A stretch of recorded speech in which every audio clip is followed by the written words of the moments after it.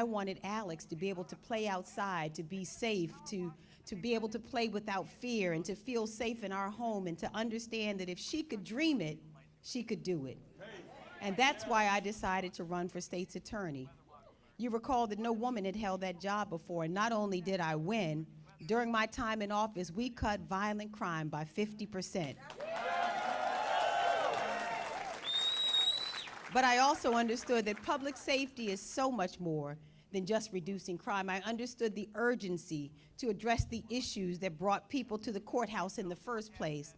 Understood about failing schools, health care that's too expensive and out of reach, a lack of treatment for addiction and mental health struggles, and jobs that didn't pay a livable wage. These are the issues that I've focused on as Prince George's County Executive, and I am so proud of the progress that we've been able to make in education. We've broken ground on 10 new schools. We've built the county's first cancer treatment and addiction center. We've brought major investment like the brand new FBI headquarters to Maryland. Yes. And so I want to take a moment, and if you would allow me, I have to acknowledge the super bad and incredible people of Prince George's County. Yes.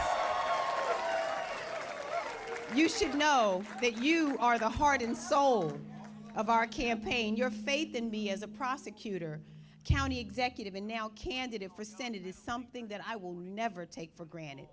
But there's more work to do.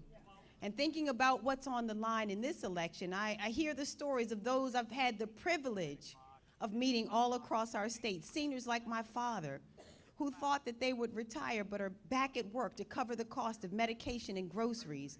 Young families who find new ways to stretch $1 each month so that their kids don't miss out on the class trip or the team sport that they love so much. Patients who are holding off on treatment because it was too far or too expensive. Healthcare providers who worry that political games in Washington will prevent them from giving their patients medically necessary care. Women all across Maryland who fear that politicians will take away our right, our fundamental right to make our own health care decisions. These are the stakes of this election, and it's why our work must start tonight.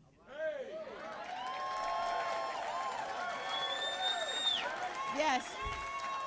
Now, I want you to know, and we're accustomed to this, so you know that the fight ahead will not be easy. There are a lot of people in our state who say, oh, you know, it's Maryland, it's a blue state. We can worry about another race someplace else, is what people say who are looking at us tonight. No. What we know is that Maryland has been a blue state, but it will only stay a blue state if we put in the work. Because Larry Hogan, his BFF Mitch McConnell, and Donald Trump's Republican Party want to flip this seat. And let's be extremely clear about who Larry Hogan is. And one of his first acts as governor, he canceled the critical Baltimore Red Line project, sending back $900 million to the federal government instead of investing in a transit project that would have provided a fundamental opportunity for our communities.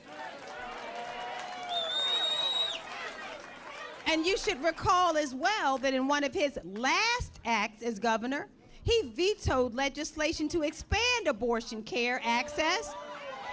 But listen, don't worry about that because Governor Moore signed those measures into law just last year.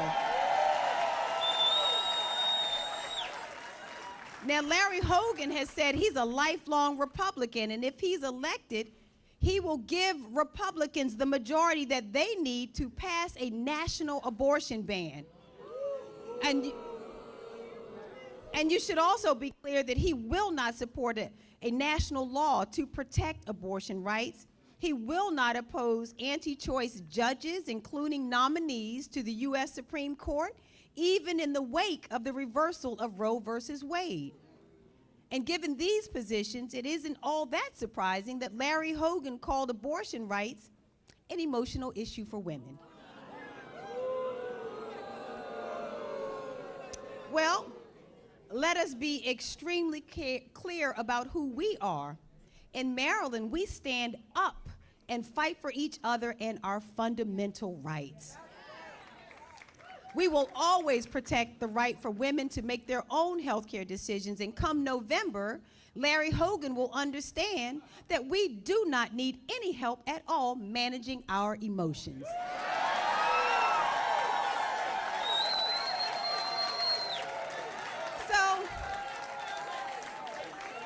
So we know now that we have a lot of work to do, but Scripture promises us that those who wait on the Lord shall renew their strength.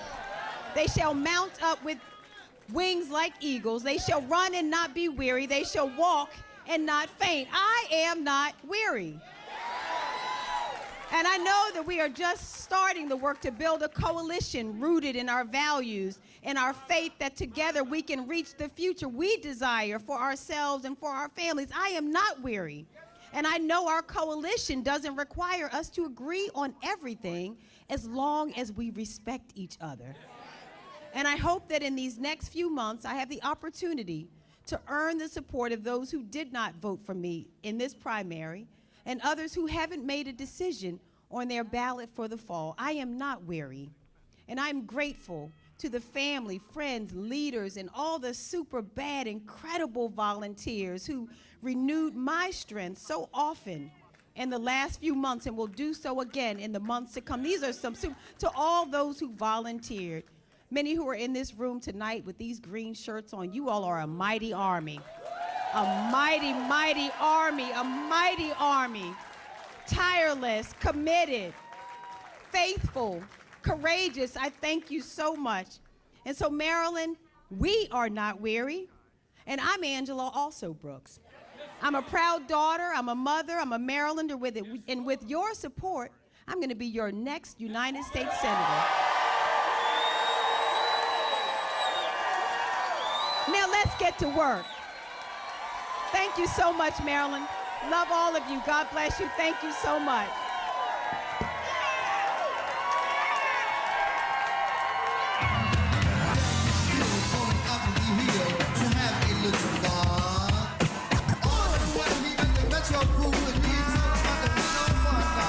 It's like that. It's like that. It's like that. You know what? I'm getting ready.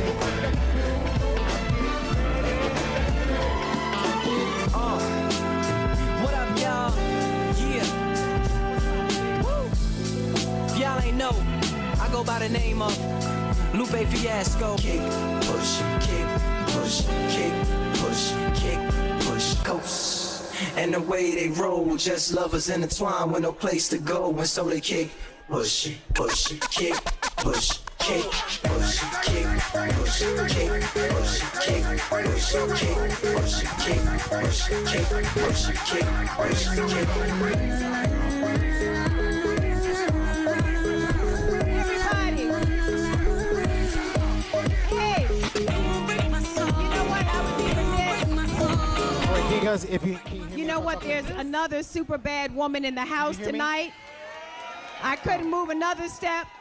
We are joined tonight by an amazing partner, the super, super, super bad mayor of the District of Columbia, Muriel Bowser. I want to acknowledge her and thank her so much for coming over tonight. Love her so much and just want to acknowledge her. Thank you so much, everybody.